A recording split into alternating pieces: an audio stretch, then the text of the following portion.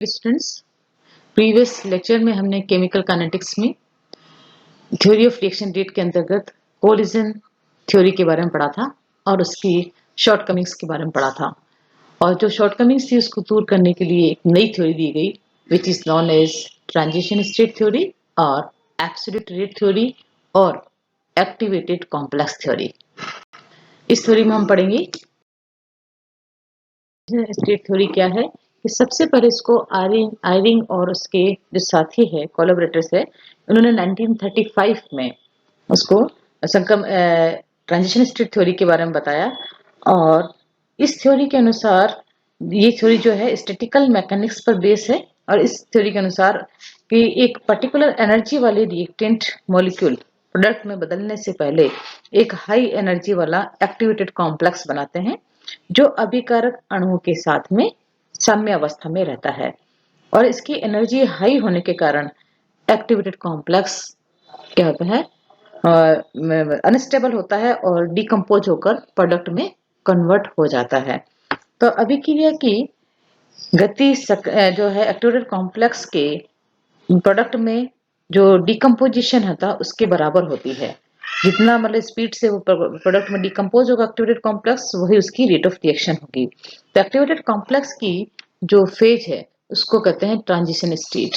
तो transition state जो है ट्रांजिशन स्टेट थ्योरी के अनुसार अभिक्रिया को हम कह सकते हैं कि रिएक्टेंट मॉलिक्यूल और जो है वो है एक्टिवेटेड कॉम्प्लेक्स के साथ साम्य अवस्था में रहता है और तेजी से प्रोडक्ट में कन्वर्ट होता है।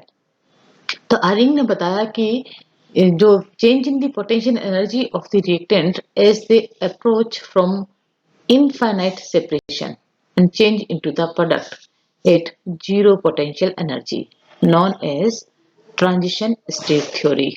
And in this theory the uses fundamental physical properties such as dimensions, vibrational frequency, mass, etc. of the reacting molecules to calculate the rate of reaction.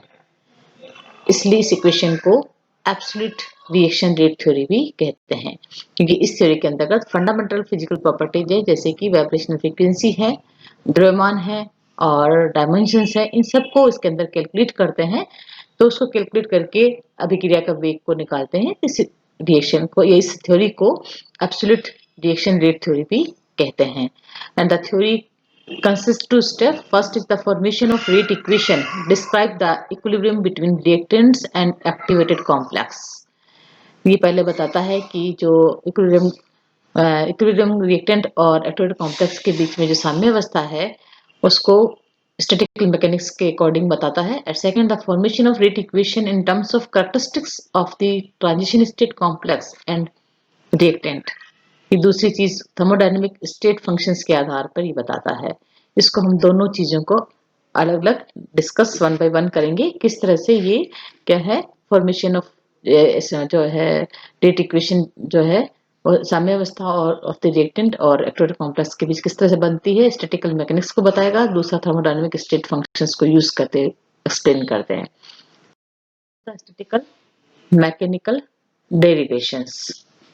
Statistical mechanical derivations में क्या है कि इस theory के जो है कई पोस्टुलेट्स हैं। फर्स्ट पोस्टुलेट इज कि for any chemical reaction it is necessary that the reactant possessing sufficient energy to form activated complex। कि किसी भी अभिक्रिया को होने के लिए जरूरी है कि रिएक्टेंट मॉलिक्यूल के पास एक सफिशिएंट एनर्जी हो जिससे कि वो एक एक्टिवेटेड कॉम्प्लेक्स बना सके which is known as the activation energy and these complex will be equilibrium with the reactant। और वो जो एक्टिवेटेड कॉम्प्लेक्स बनाते हैं और वो जिनकी एनर्जी सफिशिएंट होती है वो आपस में टकरा के एक एक्टिवेटेड कॉम्प्लेक्स बनाते हैं और ये एक्टिवेटेड कॉम्प्लेक्स और रिएक्टेंट मॉलिक्यूल आपस में साम्य अवस्था में रहते हैं। Second postulate is activated complex regarded as a normal molecule. एक नॉर्मल मॉलिक्यूल की तरह हम इसको समझते हैं बल्कि बस एक चेंज इसमें यह है कि एक एडिशन जो ट्रांसलेशनल डिग्री ऑफ फ्रीडम है उसमें एक ज्यादा होती है except that in addition to having 3 translational degree of freedom it has 4th degree of freedom along with the reaction coordinate. 3 translation degree के साथ 1 डिग्री ऑफ फ्रीडम और होती है रिएक्शन कोऑर्डिनेट के साथ। इसलिए ये क्या आता है वैसे नॉर्मल मॉलिक्यूल है पर इसमें डिग्री फ्रीडम जो होती है 4 होती है। और activated complex decompose along with the fourth degree of freedom to form product. और ये जो एक्टिवेटेड कॉम्प्लेक्स है, जो फोर्थ डिग्री ऑफ फ्रीडम है, जो रिएक्शन कोऑर्डिनेट के साथ होती है, उसके साथ डिकम्पोज होके और वो प्रोडक्ट में कन्वर्ट होती है, यानी activated complex convert into the product. ये हम इसको फिगर से समझ सकते हैं। अगर हम पोटेंशियल एनर्जी और रिएक्शन कोऑर्डिनेट के बीच अगर ग्राफ प्लॉट करें, तो स्टार्टिंग में इनिशियल में रिएक्टेंट मॉलिक्यूल्स हैं जो कि आपस में एक जिन एक्टिव मॉलिक्यूल जिनकी एनर्जी क्या डेली एनर्जी ज्यादा है, और वो आपस में टकरा के और उनकी वो क्या बनाते हैं, एक्टिवेटेड कॉम्प्लेक्स बनाते हैं। और ये एक्टिवेटेड कॉम्प्लेक्स बनाने के लिए क्या एनर्जी जरूरी है, जो सफिशिएंट एनर्जी एक्टिवेशन एनर्जी के बराबर या इससे ज्यादा होनी जरूरी है। और एक्टिवेटेड कॉम्प्लेक्स बनाता है, ये एक्टिवेटेड कॉम्प्लेक्स क्या है, हाई एनर्जी वाला और क्या होता है, लेस स्टेबल होता है, यह हाईली रिएक्टिव होता है। यहाँ जो है रिएक्टेंट मॉलिक्यूल और प्रोडक्ट मॉलिक्यूल, इन सब के बीच में क्या होता है, वीक बॉन्ड होता है। रिएक्टेंट मॉलिक्यूल के जो बॉन्ड्स होते हैं वो टूटने वाले होते हैं, और प्रोडक्ट के बीच साथ क्या होता है, नए बॉन्ड बनने वाले होते हैं। तो यहाँ जो है हाई एनर्जी का पोटेंशियल एनर्जी पे जो एक्टिवेटेड कॉम्प्लेक्स बनता है, ये एक लूज बॉन्ड का बना हुआ एक्टिवेटेड कॉम्प्लेक्स होता है। और ये एक्टिवेटेड कॉम्प्लेक्स क्या होता है, क्योंकि इसकी एनर्जी बहुत ज्यादा होती है और लूज बॉन्ड से बना होता है, तो ये तेजी से डिकम्पोज होकर प्रोडक्ट में कन्वर्ट हो जाता है। तो ये इसका जो है मैकेनिज्म है ट्रांजिशन स्टेट थ्योरी का। और अगर जो है इसकी एनर्जी जो है डेल्टा एच का मान, प्रोडक्ट की जो है एनर्जी रिएक्टेंट मॉलिक्यूल से कम है, तो वो रिएक्शन एक्सोथर्मिक होगी। और प्रोडक्ट की एनर्जी जो है, जो डेल्टा एच का मान अगर पॉजिटिव होगा तो वो एंडोथर्मिक रिएक्शन होगी। तो ये इस पे डिपेंड करता है कि प्रोडक्ट की जो है हीट ऑफ रिएक्शन है, वो रिएक्टेंट के हीट ऑफ रिएक्शन से कम है या ज्यादा, उसके अकॉर्डिंग रिएक्शन आइदर एंडोथर्मिक होगी या एक्सोथर्मिक होगी। डेल्टा एच का मान नेगेटिव होगा या पॉजिटिव होगा। अब हम इसको इस तरह से एग्जांपल से समझ सकते हैं, इसको मैथमेटिकल एक्सप्रेशन को दे सकते हैं ट्रांजिशन स्टेट थ्योरी का, कि अगर दो रिएक्टेंट है ए एंड बी और बना रहे हैं activated complex A B star, and ये दोनों reactant molecule A B star यानी कॉम्प्लेक्स जो है वो आपस में साम्य अवस्था में है, और जो एक्टिवेटेड कॉम्प्लेक्स है A B star which are decompose into the product. अब रेट ऑफ रिएक्शन हम देखते हैं कि दो इस पे तीन चीजों पे डिपेंड करेगी। First, frequency of crossing the energy barrier, जैसे आपने फिगर में भी देखा कि जो मतलब जिसकी एनर्जी एक्टिवेशन एनर्जी के बराबर ही ज्यादा होगी, यानी एक्टिवेशन एनर्जी कितनी फ्रीक्वेंसी होगी जो एनर्जी बैरियर को क्रॉस कर सकती है। सेकंड, एक्टिवेटेड कॉम्प्लेक्स की कंसंट्रेशन पर, जो एक्टिवेटेड कॉम्प्लेक्स है ए बी स्टार, इसकी सांद्रता पर भी डिपेंड करता है। Third is the probability of the crossing the barrier, और इस जो एनर्जी बैरियर है इसकी जो क्रॉस करने की जो प्रोबेबिलिटी है उस पर डिपेंड करेगा।